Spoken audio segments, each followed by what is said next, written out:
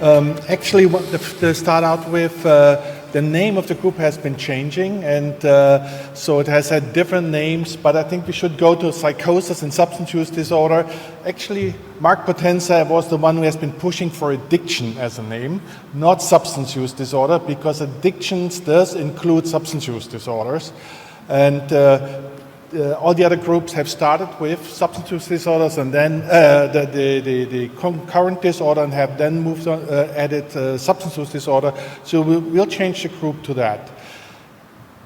We do know that actually concurrent disorders are a huge problem, but the question is how much of the problem is and what is available in different countries. We have a lot of comorbidities, but the comorbidities between substance use disorder and mental disorders is based on that in a lot of countries. These are quite separate systems. So, 2 years ago, I actually stumbled in the meeting like this, and I had no plans for whatsoever, and I made the mistake of talking to Hamid, and Hamid is very enticing. And when I left the room, I had agreed to do a survey on concurrent disorder. So just to say that he also had promised that I would get a lot of support with that. And you know, when people want you to join a group, you always get you'll get a lot of support. But it actually was the case. It is run, these surveys are really run a lot like startups, I think. You get very uncomplicated, easy support, and I really have to thank for that, and I think it's very encouraging to do this. And, oh, sorry, going the wrong direction. Why did I choose this specific topic? Actually, psychosis and concurrent disorder are quite common. More than people often anticipate. This is from a Danish registry, and they had a little bit over 100,000 individuals here in this survey on substance use disorder, and 16,000 of them actually had a diagnosis of schizophrenia. If you turn it around, among those with schizophrenia, also 16,000, that's the overlap, had substance use disorder. So this is not a small group. And WHO, for example, also has been acknowledging that they have done a lot in a lot of different fields, but very little on psychotic disorders. Why do I think this is important? If you look at concurrent disorders, I always push the wrong direction.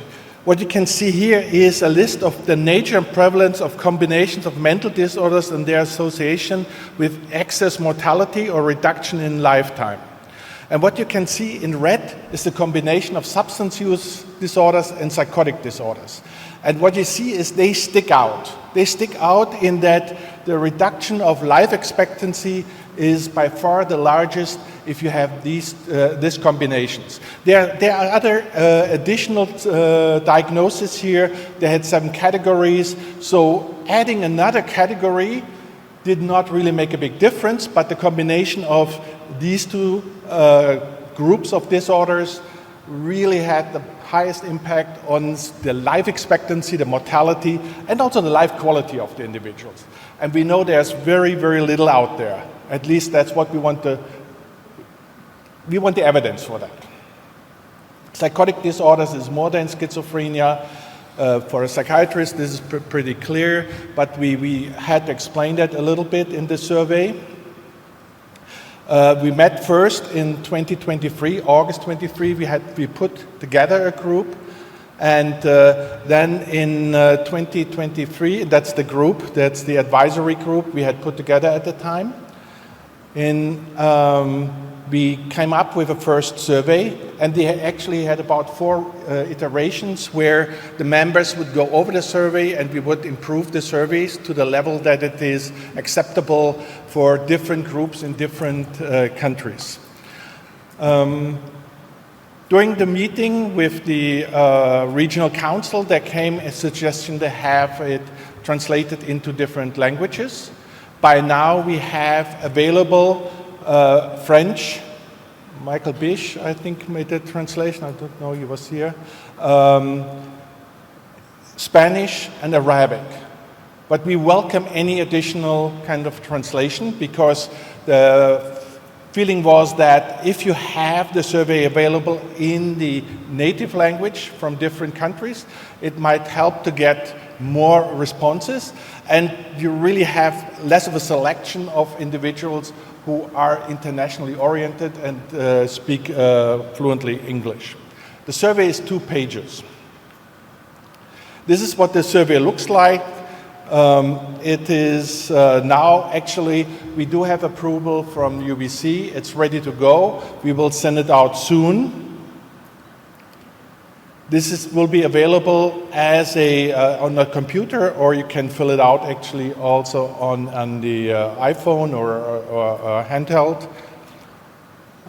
We had to have the logo from UBC on it because we did get the approval from the University of British Columbia for the survey. And I actually welcome and try to motivate people to answer that survey so that we get a better overview of what is available. We have a number of questions regarding specifics of availability for individuals who suffer from both psychosis and from substance use disorder. We have 2 scenarios which are very short to kind of like get an idea what would be happening with an individual who had these issues. So the next step is then in Hamburg, we hope that we will have the results and can present the results. Actually, it should be quite easily the case. But the idea behind this first survey is not only that we want to get an idea of what's available out there globally, but also kind of like what can we do as next steps. The idea is to develop something of a network of people who are interested in the topic and utilize the survey as a first point of developing this network.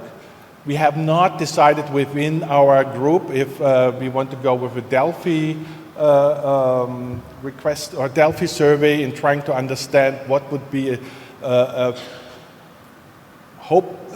helpful in developing a kind of like interaction or a intervention.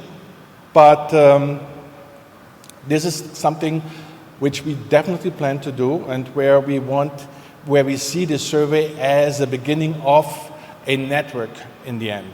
A network of people who are interested in the topic and who are helping with education and with kind of implementation, and also providing support in making problems visible and make people aware of it. I do have a product placement. I have to apologize for that. Actually, we do have a free online course we developed in the last 5 years with a large group of people for training of frontline staff for concurrent disorder. It has 4 levels of expertise, from low expert to high expertise, and it's a free training.